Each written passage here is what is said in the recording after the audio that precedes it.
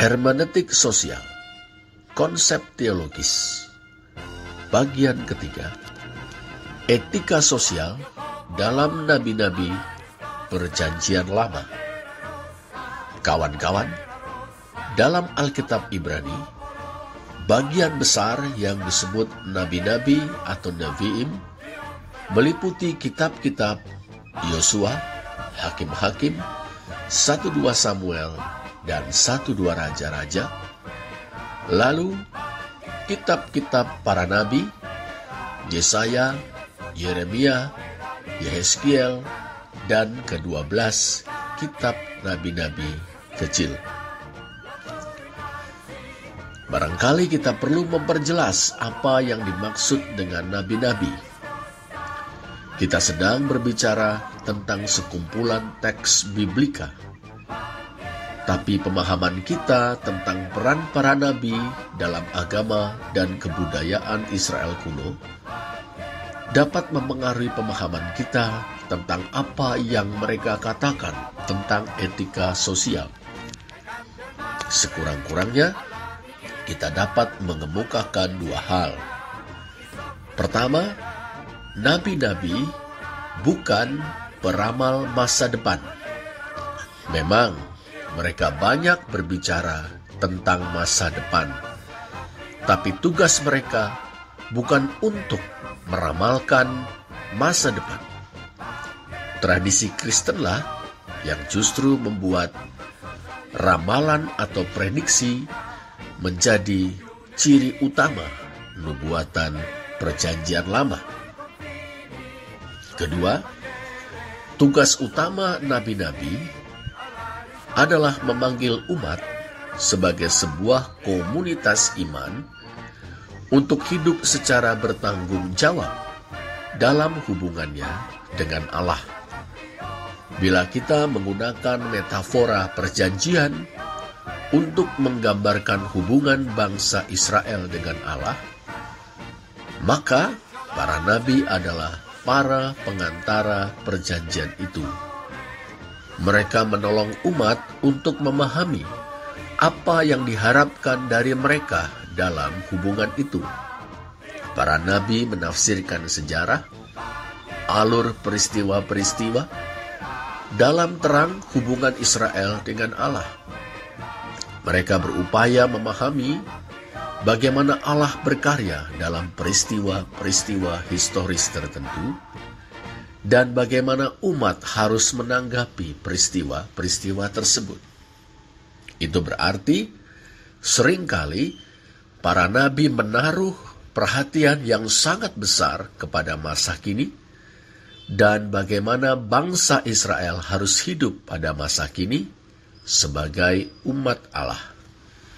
Bahkan ketika mereka berbicara tentang masa depan, tujuan mereka adalah memanggil umat untuk bertanggung jawab di hadapan Allah pada masa kini. Pondasi teologis. Judul seperti etika sosial dalam nabi-nabi Perjanjian Lama mungkin menyiratkan bahwa kita dapat berbicara tentang etika dalam nabi-nabi secara terpisah dari kitab-kitab atau tradisi-tradisi lainnya dalam Perjanjian Lama. Mungkin hal ini menyiratkan adanya sejenis etika yang berbeda dalam nabi-nabi yang barangkali lebih baik daripada etika dalam kitab-kitab lain. Dalam kesarjanaan Perjanjian Lama, idea ini marak pada abad ke-19. Dengan perspektif yang semata-mata historis, para sarjana pada masa itu mengasumsikan sebuah perkembangan evolusioner dalam agama Perjanjian Lama. Alur sejarah bergerak dari hukum atau Torah, yang dalam bahasa Ibrani berarti instruksi, dalam periode tribal, ke nabi-nabi semasa kerajaan, sampai pada era kepemimpinan para imam sesudah pembuangan.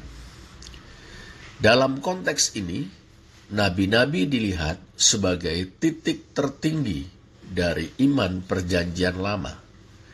Para sarjana melihat bahwa penekanan mula-mula pada hukum berakar dalam kebudayaan tribal dan tercampur dengan politeisme dan penyembahan Baal. Mereka berpikir bahwa nabi-nabi adalah orang-orang yang pertama kali mengekspresikan dengan jelas sebuah monoteisme sejati yang berfokus pada pertanggungjawaban kepada Allah ketimbang pada magi yang ada di balik penyembahan Baal. Mereka juga memahami bahwa penekanan pasca pembuangan pada bait suci dan keimaman merupakan kemunduran atau kemerosotan dari ideal-ideal yang luhur dari periode kenabian. Akan tetapi, para sarjana yang belakangan tiba pada kesimpulan bahwa pandangan sarjana-sarjana biblika abad ke-19 itu terlalu sempit. Pandangan tersebut berkaitan terlalu erat dengan asumsi-asumsi evolusioner tentang sejarah dan perkembangan idea-idea di dalam sejarah. Sekarang ini kita memahami bahwa Torah dan tradisi kenabian ada secara berdampingan dalam kehidupan keagamaan Israel.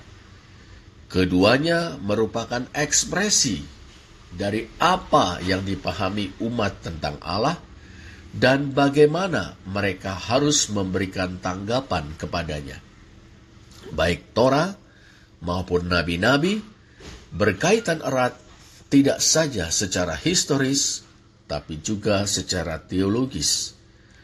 Demikian pula penekanan keimaman yang bukan merupakan suatu kemerosotan dari yang ideal, tetapi sekedar penerapan dari perspektif-perspektif yang sama ke dalam situasi historis yang berbeda. Hal ini menyiratkan adanya hubungan yang erat di antara semua tradisi biblika, meski tradisi-tradisi itu diterapkan dalam konteks-konteks yang berbeda. Tentu, kita tidak berani mengatakan bahwa tradisi-tradisi tersebut mengatakan hal-hal yang semata-mata sama saja.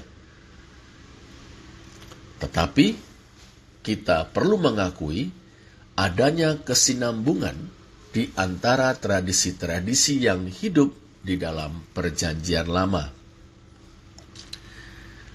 Etika sosial nabi-nabi secara teologis berakar dalam pengalaman historis Israel tentang Allah.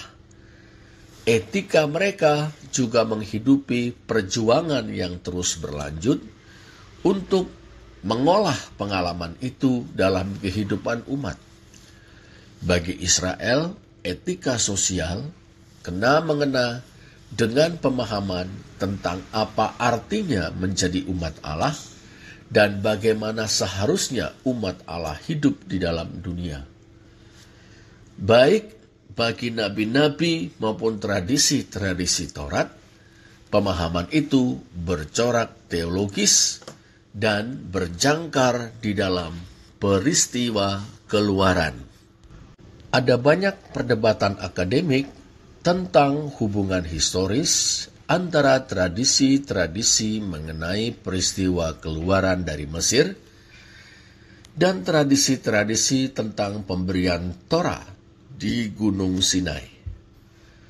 Tapi dalam konteks pengakuan iman perjanjian lama, secara teologis tidak ada keraguan tentang hubungan di antara keduanya.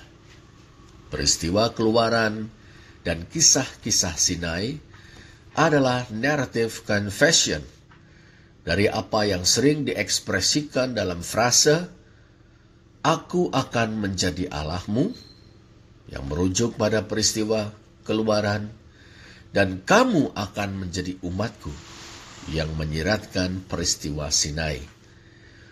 Frase atau ungkapan yang kadang disebut sebagai rumusan perjanjian ini merupakan konfesi atau pengakuan teologis Perjanjian Lama yang esensial. Sebuah konfesi mengenai hubungan antara Allah dan umat. Idea yang terkandung di dalam konfesi ini adalah dasar bagi Taurat dan etika sosial nabi-nabi. Orang Israel bergumul untuk tiba pada pemahaman tentang kedua bagian dari rumusan tersebut. Apa sih artinya bagi Allah menjadi Allah? Apa pula artinya menjadi umat Allah? Peristiwa Keluaran memberi orang Israel landasan untuk memahami karakter Allah.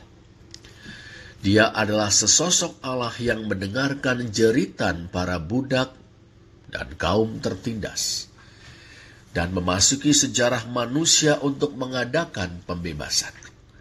Aku akan menjadi Allahmu adalah sebuah idea yang didefinisikan oleh peristiwa Keluaran. Lihatlah Keluaran 6 ayat 7 dan Imamat 26 ayat 12 dan 13. Tentu, Israel membutuhkan banyak waktu untuk memahami segala implikasi dari tindakan-tindakan tersebut. Tetapi pengertian mereka tentang sesosok Allah yang mengasihi, berlimpah anugerah, dan berbela rasa dimulai di tepian laut Teberau, sebagaimana itu dituturkan kembali dalam Keluaran 14. Orang Israel belajar bahwa Allah menaruh perhatian kepada yang tidak tertolong dan tidak berpengharapan di antara umat manusia, yaitu orang-orang yang tidak mempunyai kekuatan untuk mengarahkan masa depan mereka sendiri. Peristiwa Keluaran bersaksi tentang Allah dan pewahyuan dirinya di dalam sejarah. Narasi Sinai berakar dalam pembebasan dan perjumpaan yang bersejarah itu, dengan fokus pada soal bagaimana umat harus menanggapi pewahyuan tersebut. Khotbah pengantar pada narasi Sinai menolong kita untuk memahami hubungan antara anugerah Allah dan tanggapan umat terhadap anugerah tersebut. Keluaran 19 ayat 4 sampai 6. Kamu sendiri telah melihat apa yang kulakukan kepada orang Mesir, dan bagaimana aku telah mendukung kamu di atas sayap Raja Wali dan membawa kamu kepadaku. Ini adalah bagian aku akan menjadi Allahmu. Peristiwa Keluaran. Jadi sekarang, jika kamu sungguh-sungguh mendengarkan firman-Ku dan berpegang pada perjanjian-Ku, maka kamu akan menjadi harta kesayangan-Ku sendiri dari antara segala bangsa, sebab akulah yang empunya seluruh bumi. Dan kamu akan menjadi bagiku kerajaan imam dan bangsa yang kudus. Inilah semua firman yang harus kau katakan kepada orang Israel. Bagian ini mengekspresikan, kamu akan menjadi umatku. Pemberian Taurat di Gunung Sinai dituturkan dengan berlatar belakang peristiwa Keluaran.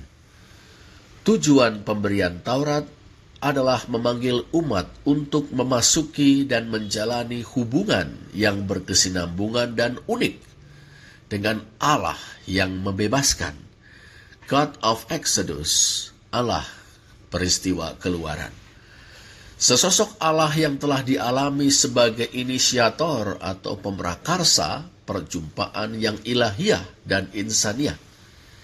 Di Sinai, Allah memberikan instruksi atau Torah kepada Israel untuk hidup sebagai umatnya di tengah dunia. Segala yang dipahami Israel sebagai kehendak Allah atas umatnya berjangkar di dalam peristiwa Keluaran dan diungkapkan di Sinai. Sinai dan Taurat menjadi jalan untuk mendefinisikan apa artinya menjadi umat Allah. Bukan berarti bahwa terutama mereka harus menaati seperangkat hukum atau aturan, Kendati secara kultural dan historis itu merupakan bagian dari tanggapan mereka. Fokusnya ada pada hidup menurut suatu cara tertentu, yakni cara atau jalan yang mencerminkan jati diri mereka selaku umat yang telah dibebaskan Allah dari perbudakan. Disinilah letaknya signifikansi dari rumusan perjanjian, "Aku akan menjadi Allahmu," yang mengungkapkan tindakan anugerah dan rahmat Allah. Rumusan "kamu akan menjadi umatku" memanggil umat untuk hidup di dalam dunia dengan tindakan dan pemahaman tentang anugerah Allah sebagai prinsip yang memandu kehidupan mereka. Kenyataan bahwa Taurat berisi panduan bagi interaksi sosial dan instruksi keagamaan mengindikasikan bahwa Taurat memandang setiap segi kehidupan dalam bingkai tanggapan syukur yang setia kepada Allah. Kode-kode hukum sudah ada jauh sebelum Israel muncul sebagai sebuah bangsa. Bahkan banyak di antara hukum-hukum sosial Israel memiliki kesamaan dengan bangsa-bangsa di sekitarnya. Lantas di manakah letak keunikan hukum-hukum sosial Israel? Jawabnya, keunikan hukum-hukum sosial Israel justru terletak pada keunikan Allah yang menjadi dasar hukum-hukum tersebut. Karena itu, hukum-hukum sosial Israel adalah Torahnya Yahweh. Menjadi umat Allah di dalam dunia berarti mencerminkan dalam tiap-tiap tindakan dan konteks karakter Allah yang berlimpah anugerah dan bela rasa, karakter ilahi yang telah dialami dalam peristiwa keluaran. Sebagai contoh, orang Israel diizinkan memiliki budak. Tentu ini sama dengan bangsa-bangsa di sekitar mereka. Tetapi orang Israel boleh memiliki budak dengan syarat-syarat yang ketat. Orang Israel tidak diperkenankan untuk memperlakukan para budak dengan sewenang-wenang. Mereka juga tidak boleh memperbudak sesama orang Israel. Aturan-aturan ini didasarkan pada kenyataan bahwa mereka sendiri pernah menjadi budak di Mesir dan Allah membebaskan mereka. Allah adalah sesosok Allah yang mendengarkan jeritan kaum budak dan tertindas.